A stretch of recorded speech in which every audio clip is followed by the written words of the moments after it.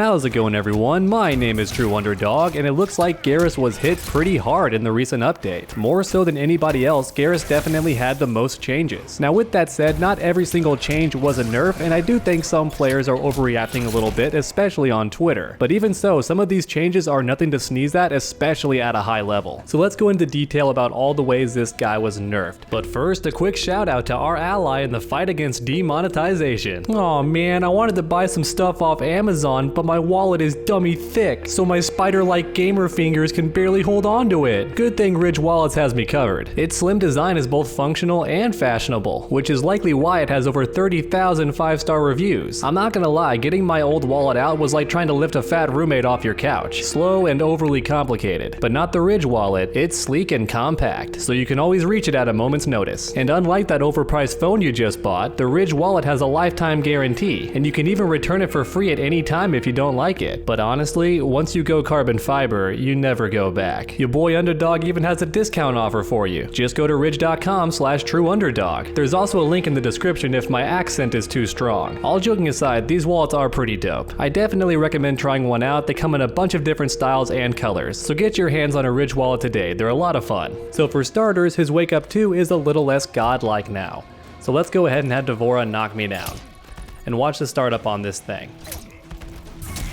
So now this move starts up in 9 frames instead of 6, so not quite as fast. And keep in mind, a Wake Up 2 is not invincible, so it's just that much weaker now. Before, I feel like most Geras players never even did Wake Up 3, because Wake Up 2 was just that darn fast. But now it is 9 frames, so if you want to stay safe and be more invincible, you're gonna have to do Wake Up 3. It's only 1 frame slower, but it has all that invincibility. So Wake Up 2 was always godlike, and it still has a fantastic hitbox, don't get me wrong. Also hits very high above him, which is rare for some Wake Up 2s.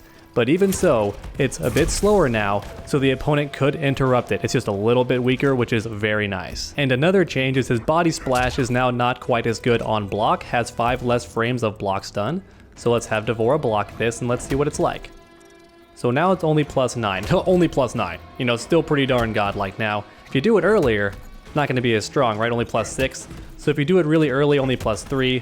So it's not quite as godlike as it was, but still a really good move if you ask me. +9, +3, +6. You're always plus no matter what. So still a very, very good move. And he still has an 11 frame mid. And don't forget 6 frame down 1. So Geras is still very good, but this move is not quite as absurd as it was before. It's a bit more fair now, but if you ask me, still a very good move, just like his Wake Up 2, but even so, it did get nerfed. And this next one sounds like a buff if you ask me. So his 4-2-1 is now +4 more on hit, so it's a bit better on hit. Let's see. Okay, it's at +3 now, so really good on hit. That's good frame advantage. A lot of knockback though, so not too many options you can go for, but it is more plus on hit, and it has 5 less frames of recovery on hit, so even better on hit. It's just better than it was before if you hit the opponent, and its cancel frame occurs 1 frame later. So what does that mean? Can I not combo into stuff anymore? Let's see. I mean, that still works. So he still does have some cancel options. Please let me know in the comments section if that 1 frame is a really big deal for some reason for certain special moves, because this string overall seems like it got a little bit better. It's +3 on hit, its cancel frame is just 1 frame later, so let me know in the comments if that's a big deal and I'm missing something. I don't main Geras, so I likely am missing some tiny piece of this puzzle. And the full string actually did get a nerf, so the 3rd hit is now 25 frames on startup instead of 20. So does that mean there is now a flawless block gap there or something? Yes, there is a flawless block gap. Oh my goodness. Okay, so they can't just keep themselves safe anymore. You can definitely flawless block that. And what's it like? It's -6? Alright, so not punishable, but very minus. And now you can flawless block that last hit, and it's not even hard to do. Now you could get hit, but the window is actually pretty generous on it. Oh my goodness, getting it all day. So if Geras mains want to keep doing that, especially at high level, they're going to get punished for it every single time. What's it like if I flawless block? It's still -6, huh? Nothing crazy, like no guaranteed punish or anything? Nah, no punish, but I could do an up 2, and that's going to be a punish, right? That would work for sure. And also keep in mind that this string being -6 means 2 very important things. Number 1, Raiden can now punish it in his Raijin variation. So a majority of the time, this string at -6 is going to be completely safe, but not against Raiden if he's using that variation. So that's a pretty big deal. That might mean that Raiden is now one of the worst matchups for Geras, just like in story mode. And number 2, this move being -6 means Geras can no longer flawless block after you block this string. I believe Dizzy was the one to tell me this at Combo Breaker way back then. So anything above -5 on block, you can't flawless block after the opponent blocks that move. So if you do any string, or any poke rather, that's more than -5, you can't flawless block when they retaliate. You pretty much just have to block, which might not seem like a big deal at the casual level, and honestly it's not. If you're an average player in Combat League, it's not a very big deal. But at the tournament level, a lot of pros would love to do this string and then flawless block right afterwards and then do an up 2 and get their turn back anyway. So even though in theory it should have been the opponent's turn, they would just complete this string, flawless block, and then boom, up 2 and get their combo started. Now that's no longer possible as long as the opponent times their punish properly. Well, it's not a punish because the move is safe on block, but what I mean is if they take their turn back as early as possible, you won't be able to flawless block it. And on top of that, his sand trap moves are now worse when flawless blocked as well. So look at that, -24. So a character like Devora is gonna love punishing this thing, even from jumping distance. She can probably even dash forward and do a forward 1. She's gonna have a lot of time to punish this thing. So its recovery is actually 5 frames slower when flawless blocked.